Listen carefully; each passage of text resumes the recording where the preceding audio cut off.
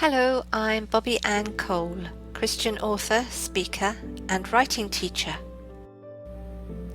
These are my books. It's Easter Sunday and Jesus is risen.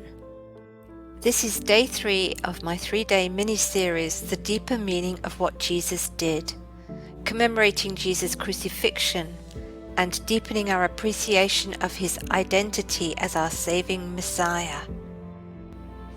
Atoning Jesus. On day 1, the cross, we talked about how Jesus' suffering on the cross fulfilled what was written about him in the Hebrew Bible, how he became our Passover lamb in the same way as the first Passover lamb in Exodus freed the children of Israel from slavery. He also became our sacrificial lamb, atoning for our sins. On day 2, the tomb, we explored the meaning of the torn curtain at the entrance to the temple's Holy of Holies, and Jesus' tomb as a womb aligned with the 7th day of God's creation. We also touched on the tomb as a temporary Holy of Holies, which we'll go into a little deeper here, along with how our once and for all high priest aligned his crucifixion and resurrection with the Jewish festival of Yom Kippur, the Day of Atonement, also known as the Great Pardon. In sight of the Jerusalem temple, atop Mount Moriah, the very spot where God had prevented Jesus' Jewish forefather Abraham from sacrificing his son, his only son Isaac, God would sacrifice his son, his only son, Jesus, for our sakes. In this way, Jesus secured for us forgiveness of our sins, past, present, and future, once and for all. Curiously, this was foretold by his arch-enemy, the high priest Caiaphas, in John's Gospel. He told the Sanhedrin, who were worrying about how the Romans might intervene to stem Jesus' growing movement, "You do not realize that it is better for you that one man die for the people than that the whole nation perish." Do you remember that the Roman soldiers cast lots for Jesus' robe, as was foretold in Psalm 22:18? "They divide my clothes among them, and cast lots for my garment." John tells us that they decided to do this because it was seamless and woven of one piece, and would have had some value because of that. John is reminding us of the garments of the high priest, also woven of one piece.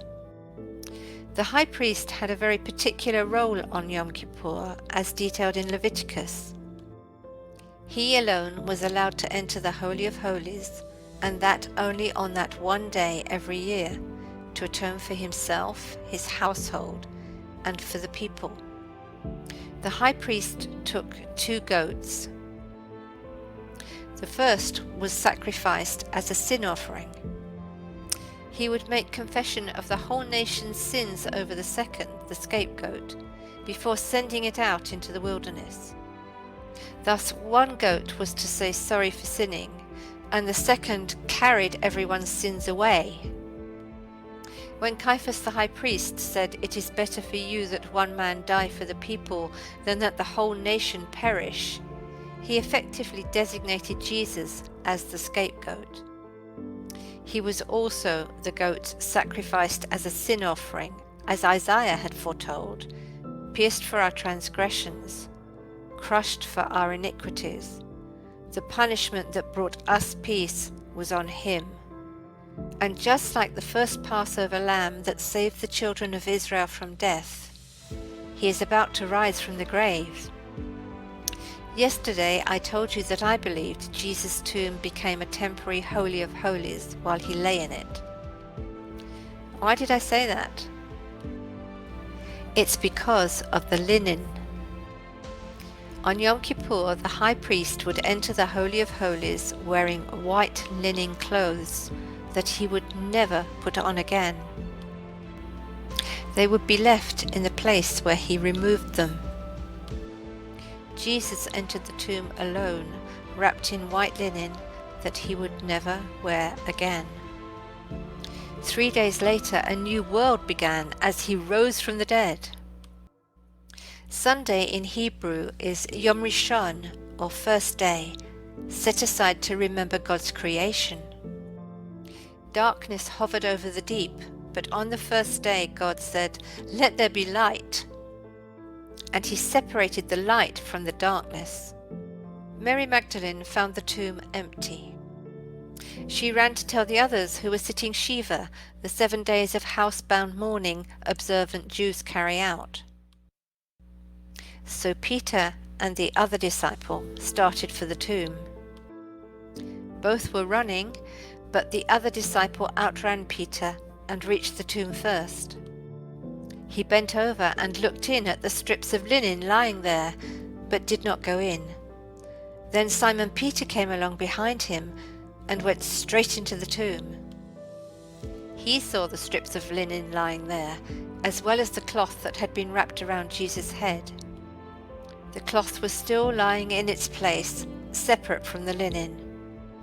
John thought the white linen important enough to mention it 3 times.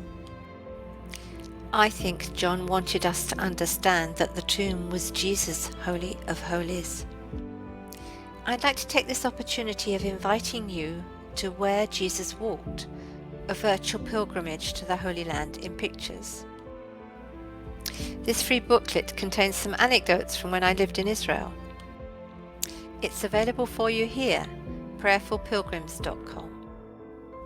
Where Jesus Walked is also an introduction to a special day that I am planning on April 10th, a virtual pilgrimage to the Holy Land, exploring Jesus' ministry in film, Bible readings, worship, and poetry. Please save the date. I'd love for you to join me. Your first step is to get Where Jesus Walked, a virtual pilgrimage in pictures from prayerfulpilgrims.com.